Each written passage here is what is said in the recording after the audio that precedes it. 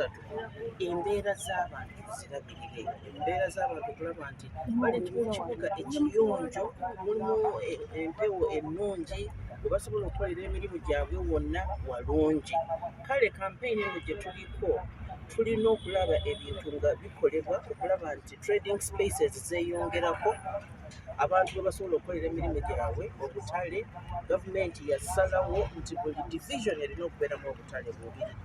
Kati tubadde tulambula okulaba nti trading spaces ezo zifaanana zitya, tuzongereko zitya, tuzirongoose tutya, kyekisooka trading spaces.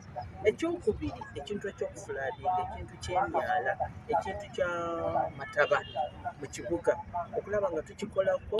Kati wano ku Busaafi omwalo ogwo drainage eyo bagigaziyiza, wali ku Kiseka wansi awo bakoleddewo ddala n'amaanyi ne bakola ne drainage balabe nti amazzi gatambula bulungi.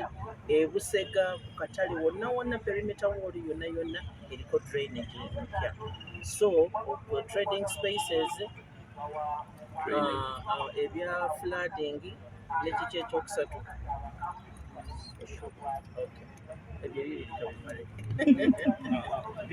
abantu babuuza nga tosobola kukatuukako. Kati ffe twajja wano tulaba nti ebintu ebiri ebirina okukolebwa, motoka zo wano azipaakinga wa. Ekyokubiri, akatale baba bakayingidde kali ku mulembe, tekafulaadinga. Amazzi wano gaali gafulaadinga mu katale ku first floor. Kati kyekintu kye tubadde tukozeeko era kiwedde.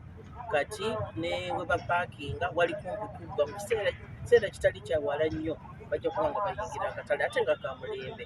Tetwagala ate babeere mu katale naye nga tebasobola kuvaayo olw'embeera eri wabweru w'akatale.